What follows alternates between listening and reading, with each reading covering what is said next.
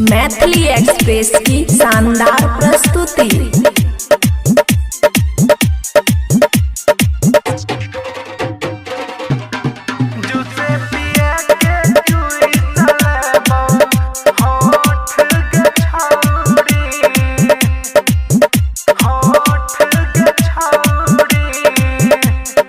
खुशी recording studio बलुआहा।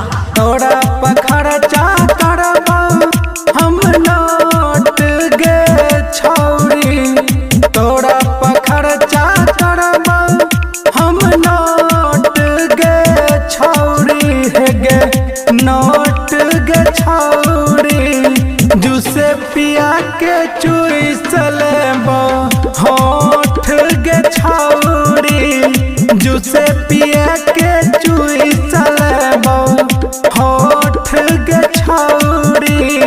DJ गुड Madhubani, DJ good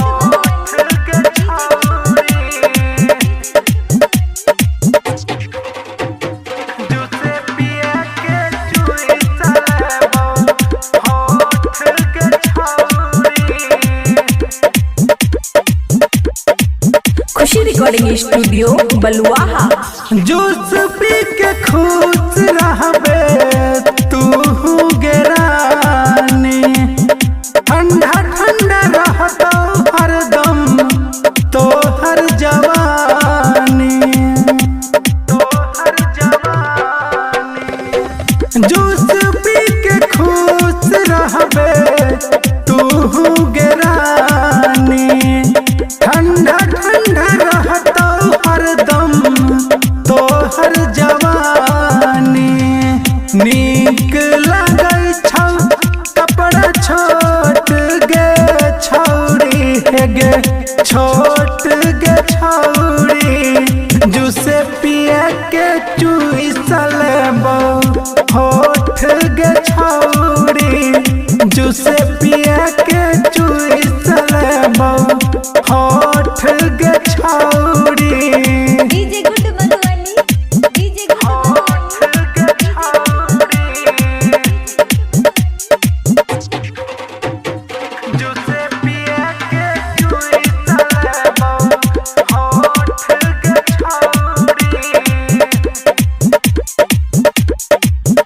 खुशी recording studio बलुआहा।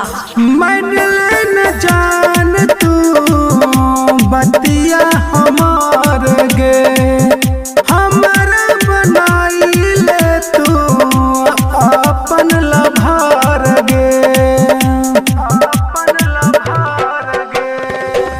मन न जान तू बतिया हमार गे, हमारा बनाई ले तू अपन लभार गे।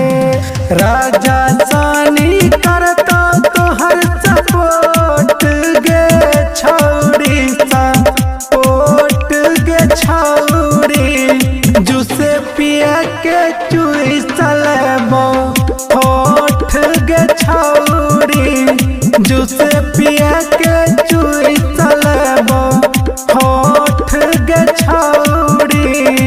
खुशी रिकॉर्डिंग स्टूडियो बलुआहा।